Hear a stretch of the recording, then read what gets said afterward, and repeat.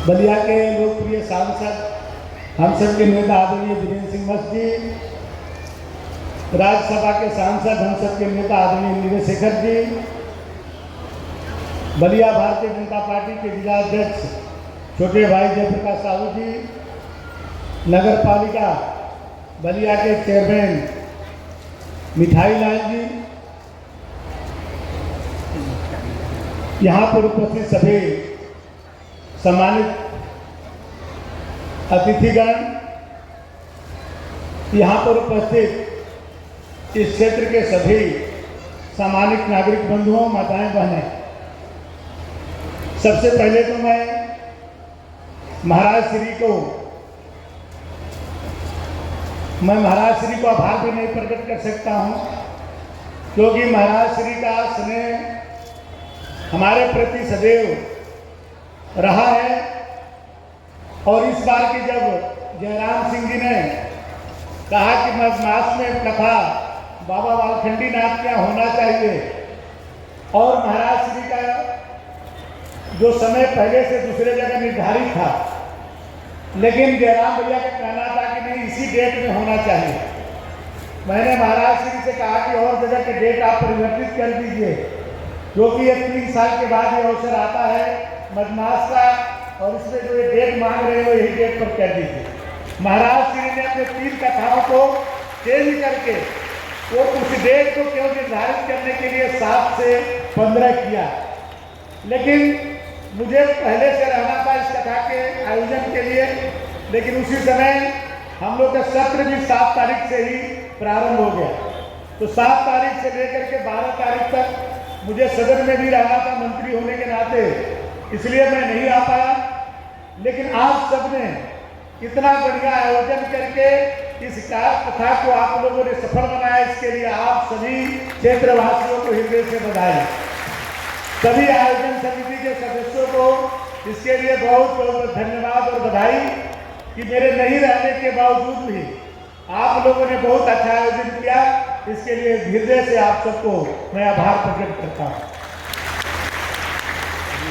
मैं महाराज श्री के लिए तो बस यही कह सकता हूँ कि भाई राम कथा में आपने देखा होगा कि भगवान श्री राम किस तरह अपने गुरु में लीन रहते थे और गुरु की आज्ञा को ही सर्वोपरि मानते थे, और गुरु ने ही उनको मर्यादा पुरुषोत्तम बनाया।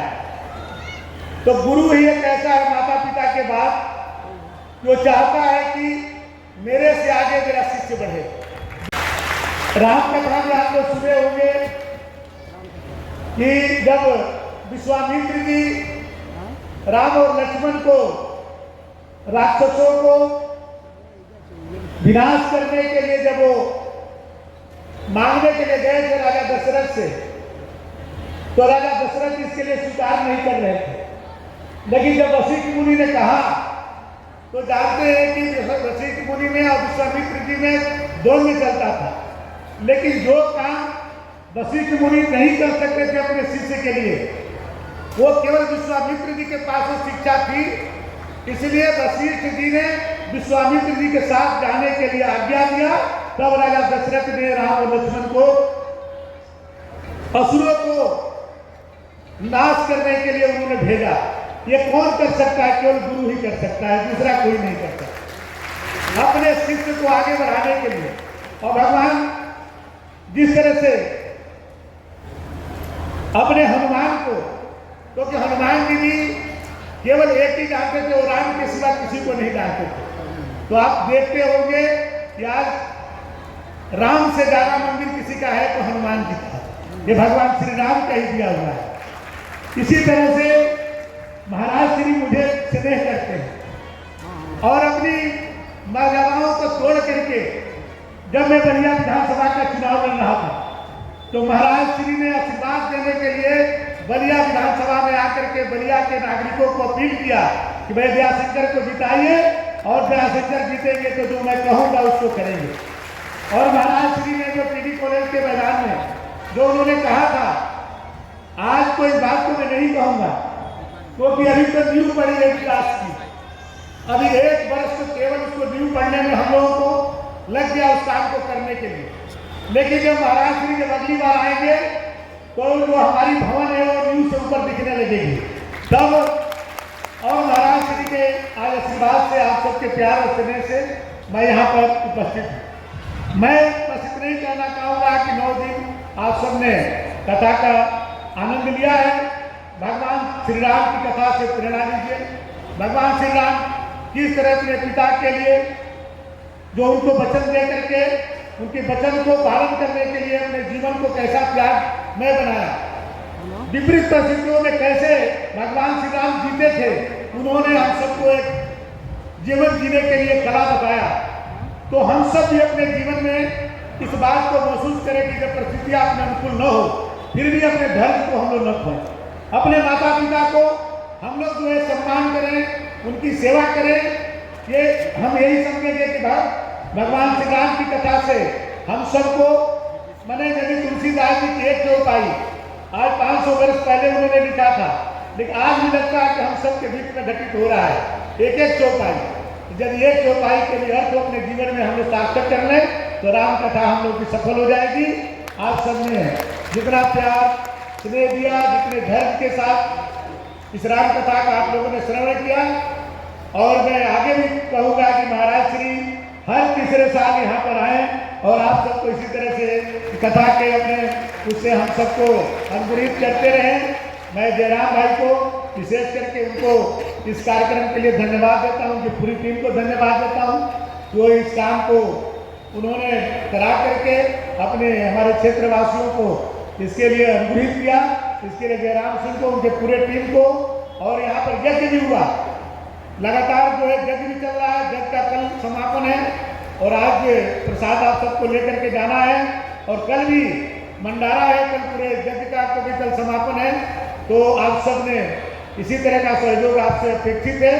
और महाराज जी ने जो कहा, मैं सांसद जी और राज्यसभा सांसद जी मिल करके, सभी लोग मिल करके बलिया का विकास का जो हम लोगों ने जो खांचा खींचा है, उसमें आप देखे हुए बाईपास बन रहा है नदी के किनारे ग्रीन फील्ड के रूप में, और दूसरा आप ही के तरफ से एक 4 लेन जाने वाला है। हम लोगों ने गडकरी जी से, माननीय सांसद जी बुलाए थे गडकरी जी को, उस दिन हम लोगों ने बात किया था। तो 600 करोड़ रुपया का एक इधर से ही एक 4 लेन जाकर के हल्दी में मिलेगा। बलिया के चारों तरफ से 4 लेन होगा। मेडिकल कॉलेज बहुत जल्द जो है बलिया को प्राप्त होगा। बहुत जल्द माननीय मुख्यमंत्री जी और हमारे बड़े नेता आकर के उसके शिलान्यास करने वाले हैं। और भृगु जी के मंदिर को भी हम लोग भव्य बनाने जा रहे हैं। भृगु कॉरिडोर का भी स्थापना बहुत जल्द आप सबको मिलेगा। हम लोग अपना कोई कार्यक्रम संचालित करते हैं। कटार नाला को भी हम लोग सौंदर्यीकरण कर रहे हैं। कटार नाला भी अपने बालखंडी नाथ के एकदम मंदिर तक जो है कटार नाला का सीमा है। तो कटार नाले को हम लोग बहुत सुंदर बना रहे हैं। 72 करोड़ रुपया केवल शहर के पार्ट में इसको पक्का बना रहे हैं हम लोग, और इधर का भी दूसरे पार्ट में बना रहे हैं। हम लोग इसको यहाँ तक जो कटार नाला को सौंदर्यीकरण कर रहे हैं। शहर में सड़कें हम लोग की अच्छी बन गई है, उसको और भी अच्छा किया जा रहा है। और अपने क्षेत्र की और भी जो सड़कें हैं, जो अपने शंकरपुर से लेकर के हनुमानगंज की सड़क है, उसको भी चौड़ीकरण के लिए हो गया है। बहुत जल्द जो चौड़ी सड़क हो जाएगी 7 मीटर की। तो बहुत सारे काम हम लोग कर रहे हैं, और भी जो काम होगा आप लोग के तरफ से जो आएगा उसको भी किया जाएगा। जो हम लोग पहले कहे हैं, जो हम लोग महाराज श्री के द्वारा कहे हैं, उसको जरूर पूरा करेंगे हम लोग। क्योंकि महाराज श्री ने कहा है कि भाई वचन, आपने कल में कथा में सुन रहा था कि वचन दीजिए तो उसको पूरा करिए। वचन जो है पूरा करने के लिए होता है।